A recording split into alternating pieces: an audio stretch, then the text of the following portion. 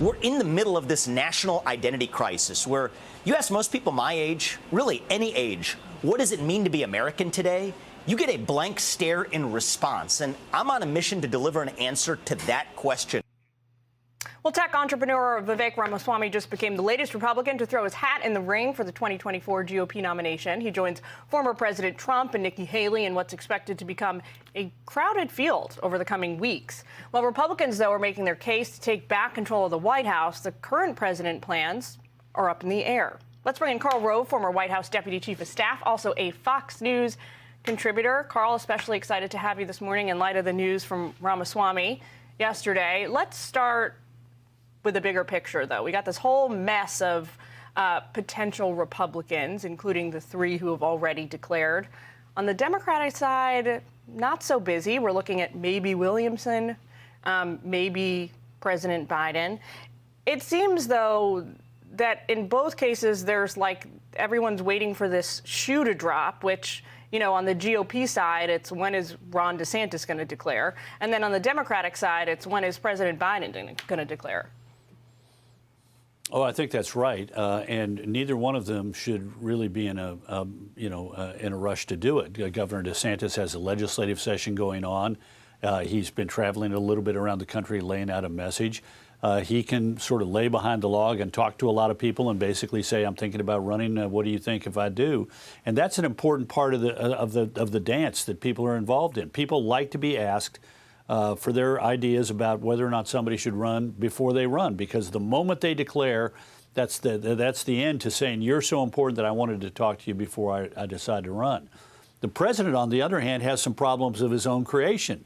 You know, he told us that he was going to go home and talk to his family over the Christmas holidays and make a decision. And then he was going to wait until after the State of the Union address and blah, blah, blah, all of which has led us to believe that there is an apparatus. And, you know, we're now getting stories about who's going to play a role in the campaign and who they're talking to. So he is sort of creating the expectation that he needs to get his campaign going. But again, he's the incumbent president. The longer he is seen as president and the shorter the period of time he's seen as a candidate, the shorter the period of his vulnerability and the greater the opportunity to build a strong base before he becomes yet another politician. So Marianne Williamson is allegedly going to declare her candidacy on March 4th. She's kind of teased a big announcement. We don't know what it is, but all the, politicos are predicting it's just that she's going to run. So far, as you just mentioned, she'd be the only Dem lining up to challenge Biden. It does seem that all the other potential Democrats have sort of pledged to stay out of the race until Biden makes a decision and say they're not going to go up against him. Do you give them some kudos for political discipline?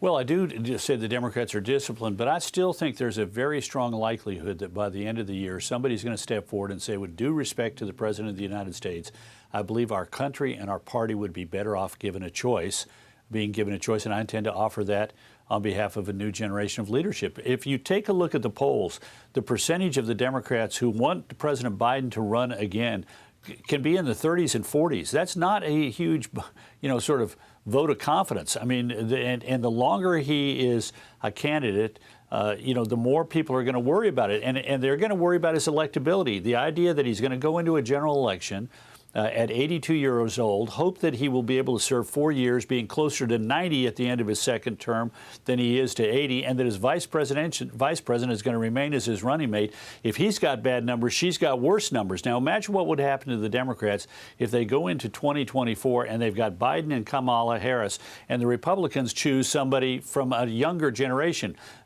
Donald Trump would be 78 by the time of the election, but the oldest other candidate would be Vice President Mike Pence at 61, all the way down to 45-year-old next year, Ron DeSantis. The Republican candidates are in their 40s and 50s, most of them. And so that change is going to be really critical. I think we're at a tipping point. We had 32 years from 1960 to 1992 in which we were governed by presidents of the greatest generation.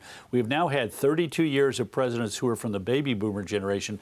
I think a lot of people in America say, really, the best we can do is a 78-year-old and an 82-year-old at a time when the country faces big challenges. And I think that may be enough to draw a Democrat or two more significant than Marianne Williamson into the race. Before I let you go, I want to make sure I get your take on Vivek Ramaswamy. He's positioning himself as this kind of single-issue candidate, anti-wokeism. He says he wants to bring merit back to the country. What do you make of all of it? Well, he's got a very, patriotic American upbringing. Parents were immigrants from India. He's been very successful in business. He's 36 years old.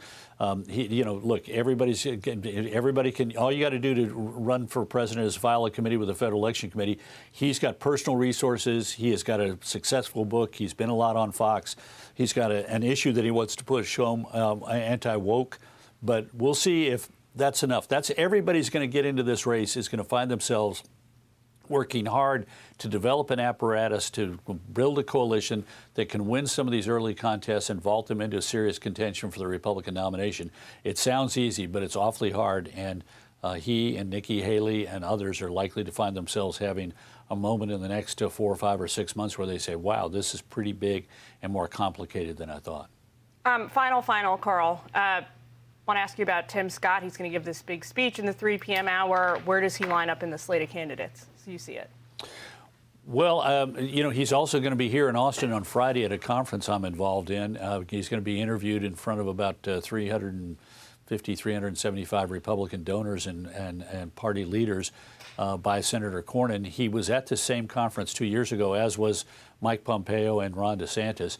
He captured the crowd 2 years ago in an interview by a close friend of his, now former Congressman Kevin Brady from the Houston area. He's got a compelling message, and again, if he decides to get in, he'll be serious. And again, it will be, what's his message? How does he go about inspiring a coalition that makes him competitive in these early states? I expect him to turn in a strong performance on Saturday, and on Friday, and I expect he and Nikki Haley to be contenders in this cause. She's also at the conference as well. Karl, I'm finally going to let you go for real. Could talk to you all afternoon, but thanks so much. You bet. Thank you, Jillian. I'm Steve Doocy. I'm Brian Kilmeade. And I'm Ainsley Earhart. And click here to subscribe to the Fox News YouTube page to catch our hottest interviews and most compelling analysis.